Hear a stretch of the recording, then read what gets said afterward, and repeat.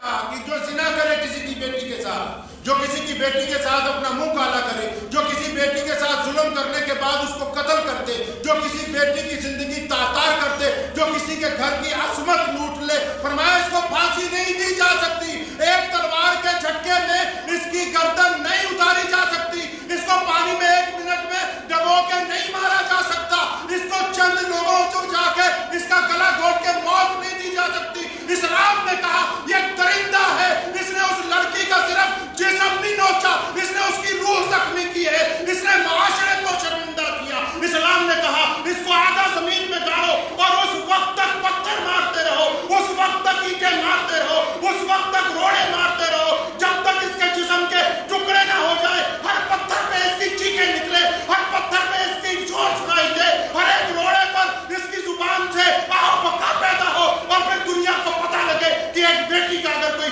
जनाजा निकालेगा तो उसका हशर इस अंदाज से किया जाए। राम को आज से पहले लोग कहते थे कि संसार करने की सजा ऐसी है कि इंसानियत शर्मिंदा हो जाए। इस्लाम ने जो सजाएं तय की हैं वो इंसानियत की बका और उसके तहफ्फुज़ के लिए तय की है।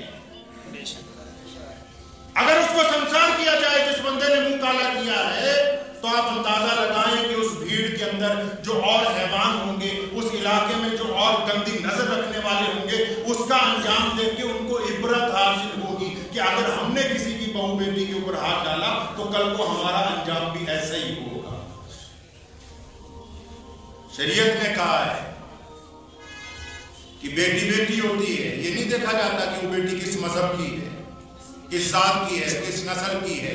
और ये बात सबसे पहले मोहम्मद रसूलुल्लाह ने कही। आप उठाएं तारीख दुनिया की, आप दुनिया की तारीख उठाएं। जिस दिन रसूलुल्लाह ने कहा ना कि मैं बेटी अल्लाह की रहमत है, जितनी पूरी दुनिया के बड़े बड़े सरमायादार थे, बड़े बड़े मुशरिक थे, वो हंसने लगे, कहने लगे अच्छा औरत को भी बराबरी का हक दिया जाएगा।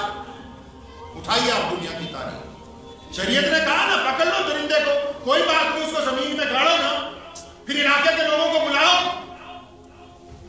उन लोगों को बुलाओ जो रोते रहे, जो आहन करते रहे, उनको भी बुलाओ जो इस जुल्म से लुत्फअंदोज होते रहे। इस्लाम ने कहा मनादी करो, इन सबको इकट्ठा करो एक चौराहे में, फिर उस मुलजिम को लेके आओ, उसको लाके जमीन में गाड़ो, उस वक्त तक मारो जब तक उसकी जान ना निकल जाए।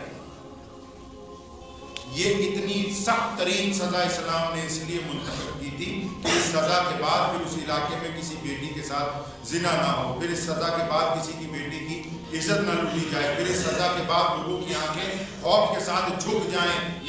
जिन्होंने बलात्कार किया ये कहाँ, इंग्लैंड से आए, अमेरिका से आए, चाइना ने भेज दिए, पाकिस्तान से आएंगे, ये बांग्लादेश अफगानिस्तान से आएंगे दरिंदे। ये हमारे ही माशरे में, हमारे ही घरों में ये लोग पैदा होते हैं, हमारे ही घरों के अंदर पल बढ़ के बड़े होते हैं। ये उन लोगों की औलादें जिन्होंने अपनी औलाद को आज तक ये समझाया नहीं कि बेटा बेटी बेटी होती, जिस तरह तुम्हारी बहन है इस तरह सड़क पर चलने वाली हर खातून जो है वो किसी की बहन है, किसी की बेटी है, किसी की माँ। अपनी जिम्मेदारी क्यों नहीं लेता माशरा? माशरे को अपनी जिम्मेदारी भी तो साथ में लेनी है। क्या आपकी जिम्मेदारी नहीं बनती? इस मुल्क में रहने वालों की जिम्मेदारी नहीं थी कि वो अपने बेटों को सिखाते कि ये दूसरे की जो बेटी है ये वैसी ही बेटी है जैसे तुम्हारे घर के अंदर बेटी है? क्या 4 दोस्तों की जो खड़े होकर दूसरों की बेटियों के खिलाफ गंदी बातें करते हैं उनमें से किसी एक की जिम्मेदारी नहीं बनती थी? और वो हुकूमत जो आज तमाशाई बनी हुई है, जो कहती है कि हम मुलजिमों को सजा देंगे, सारा दिन इस मुल्क के FM चैनलों के ऊपर एक दूसरे की माशूकी के गाने चलते, बकायदा फरमाइशें करके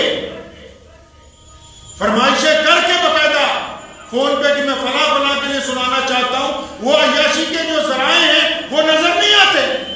एक नया मजहब बनाया इस मुल्क के लोगों ने, अंग्रेज के झांसे में आके एक नया मजहब बनाया। उस मजहब का नाम है सोशल मीडिया। हर आदमी मोबाइल का कैमरा ऑन करके अपनी जगह खड़ा है कि मैं बताऊंगा क्या गलत हो रहा है, क्या सही हो रहा है। अगर कोई किसी को कह दे, किसी बेटी को कि अपने सर पर दुपट्टा रख लो, 20 आदमी उस आदमी के खिलाफ खड़ेंगे। अच्छा इसने क्यों कह दिया दुपट्टा रख लो, ये लड़कियों की आजादी के ऊपर डाका डाल रहा है। अगर किसी स्कूल में 4 बच्चे अपने मास्टर के साथ स्कूल की सफाई कर रहे हैं, वहां भी 4 आदमी कैमरा लेके खड़े कि देखो जी मास्टर अपने बच्चों के ऊपर जुल्म कर रहा है। ये नया जो मजहब बनाया इन्होंने सोशल मीडिया के नाम पर, इस मजहब ने इनको नंगा कर दिया है। ये सोशल मीडिया के मजहब ने इनको दरिंदे बना दिया है। ये सोशल मीडिया के मजहब ने इनकी आंखों को, इनके दिलों को मुर्दा कर दिया। इनको यही शर्म हया नहीं है कि हमारी माँ कौन है, बहन कौन है, बेटी कौन है। ये हर एक औरत को एक निगाह से देखते हैं दरिंदे। और हुकूमत खामोश है, तमाशाई है। हुकूमत और लीडरान दूसरे मुल्कों को कहते हैं देखो जी चाइना में फलानी वेबसाइटें बैन है, सऊदी अरब में इतनी 1000 वेबसाइटें बैन है। क्यों बैन है? कभी सोचा कि उन मुल्कों ने बेशुमार वेबसाइटें क्यों बैन की? इस मुल्क में हर बंदे के पास मोबाइल है। हर बंदा रात की तन्हाई में अपनी आंखों से, अपने दिल से जिना कर रहा है, और फिर आप कह रहे हैं कि इनमें से अच्छे लोग निकले। आप सस्ती अयाशी के जराए मुहैया कर रहे हैं, और जो बेहयाई कर रहे हैं जो लोग, बड़े बड़े मजहबों के ठेकेदार चुप हैं आज। क्या इतने कपड़े भी जरूरी नहीं है कि उन कपड़ों की वजह से कोई गंदी निगाह आपकी तरफ ना उठे? क्या इतना लिबास भी आज लाजिम नहीं रहा हमारे माशरे के अंदर कि जिस लिबास की वजह से कोई आपको देख के आपके ऊपर हमला करने का इरादा ना दिल में तैयार करे? जगह जगह नशे की, बदमाशी की दुकानें खोल रखी। कौन कहता है कि हुकूमत को पता नहीं होता कि इस जगह क्या हो रहा है? शरेआम जो लोग बदमाशियां कर रहे हैं उनका ताउन किया जा रहा है, जो ज्यादतियां कर रहे हैं उनका ताउन किया जा रहा है। मजलूमों के ऊपर जुल्म की इंतहा है, फिर भी खामोश तमाशाई बने हुए लोग देख रहे हैं। बहुत सारी वजूहात तो सिर्फ इसलिए हैं कि इस्लाम की हिमायत ना हो जाए। और बेटियों की इज्जत ज्यादा जरूरी है क्या? कोई ऐसा कानून नहीं चाहिए हमें? हमारे मुल्क के हुक्मरानों को चाहिए कि इधर उधर के कानून की बजाय एक ऐसा कानून बेटियों के हक में लेके आते हैं कि अगर कोई किसी की बेटी के साथ ज्यादती करता है तो उसको 15 दिन के अंदर सजा दी जाए। शरीयत ने इसीलिए तो मुसलमानों को कहा ना कि जितने मर्जी आप इबादत गुजार बन जाए, जो मर्जी कर लें, अगर आप अल्लाह ताला के अहकामात की खिलाफ वर्जी करेंगे तो हज़रत उमर रज़ियल्लाहु ताला अन्हु ने अपने बेटे को सजा दी। अपने बेटे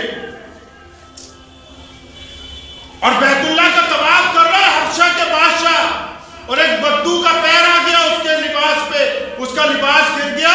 तो हज़रत उसने जाके शिकायत की है जब उमर रज़ियल्लाहु ताला अन्हु को, तो बादशाह के दुर्रे लगाए गए हैं इस बात के ऊपर कि तुम किसी के साथ ज्यादती नहीं कर सकते।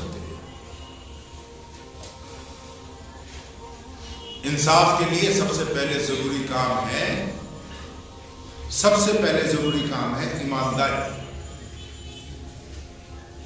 हम आज के दिन हुकूमत को ये कहना चाहते हैं कि कानून ऐसा बनाए बेटियों की इज्जत और एहतराम के लिए कि जिसके अंदर ईमानदारी, जिसमें ज्यादती ना हो। ये खोखली बातें करके अवाम को गुमराह ना कीजिए। कि इस्लाम ने जो सजा संसार करने की तय की है बेटियों के लिए कि अगर किसी बेटी के साथ जुल्म हो, किसी औरत के साथ जुल्म हो तो उस आदमी को संसार किया जाए। ये संसार करने की इतनी सख्त तरीन सजा आप अंदाजा लगाइए। एक बंदे को उस वक्त तक हम पत्थर मारते हैं जब तक उसकी जान नहीं निकल जाती, और पत्थर मारने से जल्दी कोई मरता नहीं है। मेरा अंदाजा कई 100 कई 1000 पत्थर लगने के बाद मरता है। लेकिन ये इतनी सख्त तरीन सजा इसलिए तय की है कि कम से कम जब उस औरत के साथ वो ज्यादती हुई है, जिस अंदाज से उसकी रूह जख्मी हुई, जिस्मों से जान आसानी से निकल सकती है, लेकिन जो उसकी रूह को तकलीफ हुई और उसके बाद जो उसकी बदनामी हुई है माशरे में, कम से कम उसके बराबर उस मुजरिम को सजा दी जाए ताकि उसका इजाला हो सके और लोगों को पता लग सके कि दोबारा ये काम करना अगर हम करेंगे तो हमारे लिए बदतरीन सजा है, दुनिया में भी और आखिरत के अंदर। और यहीं पे बस नहीं किया, इस्लाम ने कहा कि कोई जरूरत नहीं उसका जनाजा पढ़ाने, कोई उसको कफन देने की जरूरत नहीं। इस्लाम ने कहा कि ऐसे बंदे को कोई जरूरत नहीं, उठा के फेंक दो कूड़े के ढेर पे ले जाके।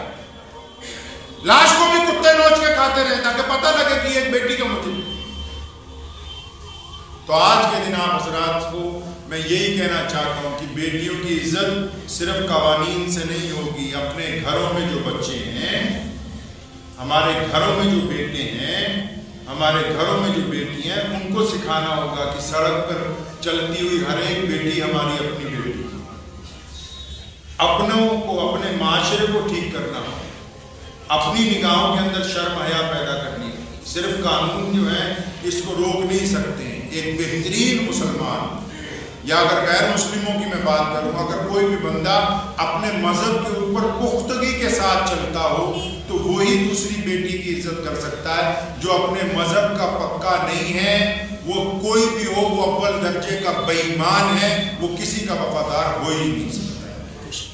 दुआ कीजिए अल्लाह ताला इन सब बातों को मुझे भी और आप सबको अमल करने की तौफीक अता फरमाए। मुझे उम्मीद है कि आपको ये वीडियो पसंद आई होगी।